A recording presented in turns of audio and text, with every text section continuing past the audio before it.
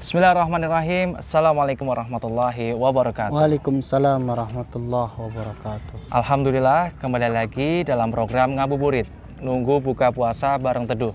Yang Masya Allah, hari ini kita akan bincang bareng dengan Ustadz Sobirin yang sudah berada di samping saya. Ya, Masya Allah, ini program baru Ustadz, ya namanya Ngabuburit, nunggu buka puasa bareng teduh. Pada tahun kemarin kan kita ada program ngeteh ya Ustadz ya ngobrol bareng teduh. Yang 30 hari full kita berdua Ustadz ya. Tapi ini ngabuburitnya itu Gimana? ala Islami lah ya. Iya, ala Islami Ustadz ya. Ini kan singkatan, nunggu buka puasa bareng teduh. Dan ini akan tayang setiap pukul 5 sore ya. Insya Allah di channel YouTube Teduh Official. Dan insya Allah kita akan membahas pertanyaan-pertanyaan yang sudah dikirimkan kepada kami melalui akun media sosial kami di Instagram temandekat.hijrah. Gimana Ustadz, sehat? Alhamdulillah. Masya Allah, ini terlihat semangat walaupun puasa baru berapa hari nih Ustadz ya? 2 hari mungkin apa 3 hari? Hari Selasa, Rabu, Kamis, Jumat, 4 hari nih Ustadz. 4 hari. Ya, hari ini sudah hari Jumat, sudah hari keempat ya. Masya Allah, semoga teman-teman semua yang berada di rumah juga dalam keadaan sehat, tetap semangat dalam menjalankan ibadah puasa, walaupun dalam kondisi masih pandemi COVID ya Ustadz ya. Ya. Masih kembali ke COVID lagi. Iya Ustadz ini Masya Allah. Tetapi Alhamdulillah kita sudah bisa berkunjung ke masjid Ustadz. Sholat tarawih juga sudah di masjid. Ibadah-ibadah sholat 5 waktu juga sudah bisa berjamaah di masjid. Walaupun jaraknya masih 1 meteran. 1 meter ya Masya Allah. Ya Insya Allah hari ini ada pertanyaan Ustadz ini. Datang dari jamaah kita, dari sahabat teduh tentunya ya. Yang tetap setia menonton channel YouTube kami. Pertanyaannya saya bacakan Ustadz ya. Gimana tuh? Ya, Afwan Ustadz, apa hukumnya orang tua yang memendam kesalahan anaknya padahal anak tersebut sudah meminta maaf? Gitu. Gimana Ustadz? Ini Mas, barangkali kenapa orang tua itu masih menendam rasa, mungkin bisa dibilang rasa kebencian terhadap anak. Barangkali anak ini artinya kurang empati terhadap orang tua, sehingga orang tua itu masih ada benci terhadap anaknya. Banyak juga mungkin faktornya, mungkin terlalu dalam hatinya dilukai oleh si anak tersebut. Sehingga masih rasa dendam itu terhadap anak. Tapi yang jelas ini juga pelajaran bagi kita sebagai anak dan kepada orang tua yang memiliki anak. Karena sebenarnya dendam itu adalah karakter daripada iblis. Maka kita menjauhkan dari sifat dendam. Karena dendam itu akan menjerumuskan ke perbuatan yang keji. Dan akhirnya akan menjadikan nuqtah sauda. Artinya hati ini akan gelap, akan tertutup, dan bisa juga melakukan sesuatu yang dibenci oleh Allah Subhanahu wa Ta'ala. Bagi anak, ya, bagi kita semuanya, terus untuk selalu semangat dan berikan yang terbaik. Mungkin maafnya mungkin hanya pakai WA, mungkin bisa jadi juga, Ustadz ya. ataupun mungkin hanya tidak dengan hati, mungkin cuma ucapan toh itu Ustadz ya. Hanya mungkin bibirnya manis, tapi hati anaknya itu tidak apa yang diharapkan oleh orang tua. Tidak sesuai. Boleh jadi mungkin betul. Lah ini anakku ini hanya sekedar di lisan saja, acting lah Ustadz ya. Acting tapi tidak action yang sebenarnya. Betul. Itu tidak kenyataan, mungkin tidak nyata, sehingga masih ada rasa dendam bagi orang tua kita.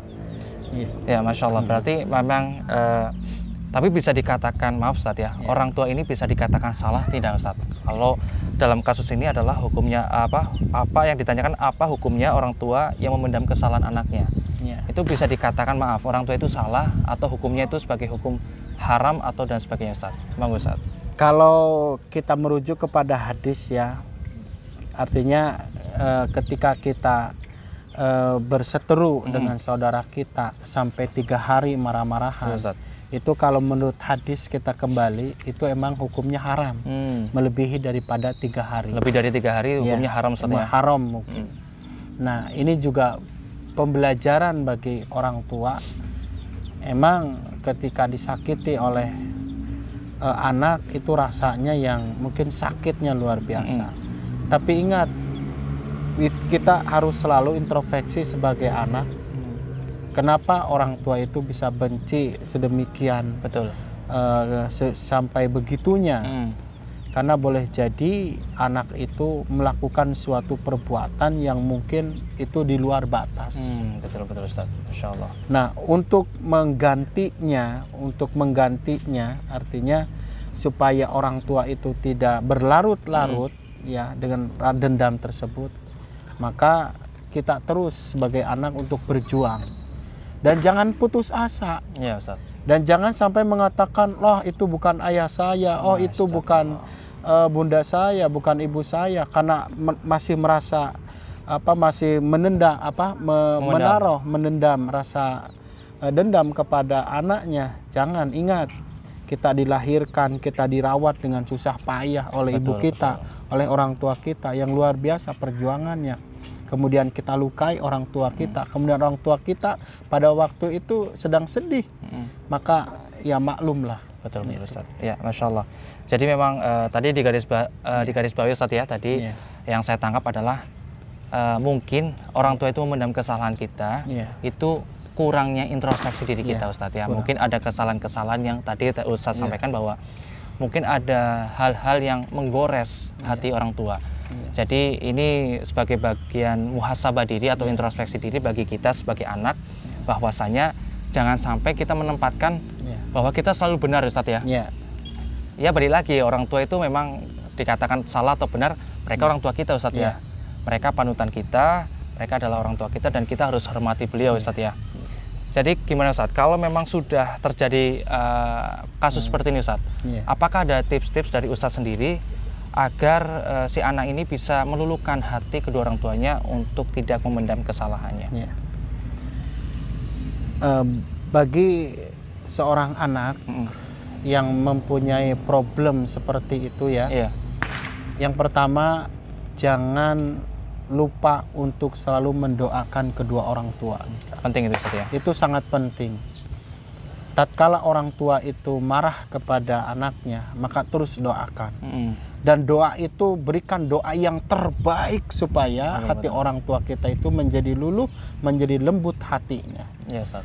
Sebagaimana ketika kita membayangkan perjuangan orang tua kita membesarkan kita, yang mungkin siang malam sangat berat sekali membesarkan kita, merawatnya, maka berikan doa yang paling ikhlas, yang terbaik, terus mendoakan kebaikan-kebaikan orang tua kita. Kemudian yang kedua adalah setiap kita melakukan suatu kebaikan, maka kita berusaha atas nama orang tua kita.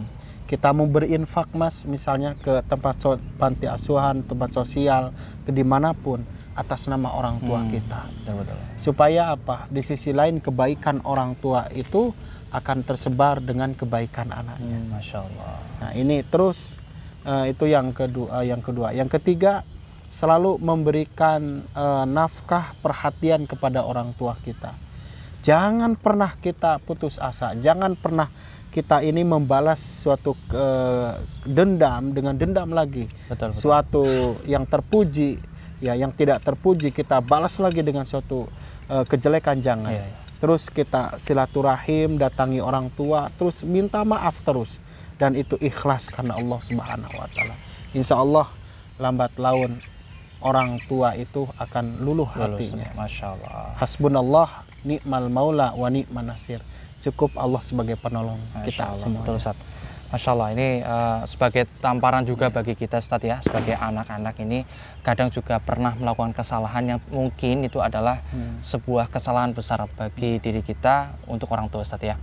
Dan Masya Allah tadi sudah dijabarkan secara detail sama Ustaz, bahkan dikasih tips untuk kita para anak agar bisa meluluhkan hati kedua orang tua yang sudah terlanjur kasusnya seperti tadi, yaitu yang telah melukai hati kedua orang tua kita. Dan Masya Allah Ustaz ya, satu tetes darah ibu kita saat melahirkan itu tidak bisa tergantikan oleh apapun Ustaz ya. Kita tidak mau memberikan kebaikan apapun, itu mungkin tidak bisa menggantikan satu tetes darah ibu kita saat beliau melahirkan kita Ustaz ya. Dan ini tadi sudah dijabarkan oleh Ustadz bahwasanya kita sebagai anak harus berbakti kepada kedua orang tua, dan jangan lupa ketika kita melakukan kebaikan, selipkan nama kedua orang tua kita dalam kebaikan yang kita lakukan. Ya, Masya Allah Ustadz, terima kasih sekali nih sebuah pencerahan, sebuah motivasi dan juga sebuah renungan untuk diri kita, khususnya untuk para teman-teman Teduh yang tetap setia menonton channel YouTube Teduh kita.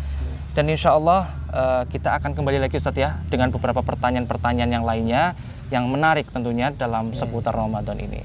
Dan silakan bagi teman-teman semua yang ingin memberikan pertanyaan kepada kami, silakan bisa ajukan pertanyaan itu di akun media sosial kami di Instagram temandekat.hijrah.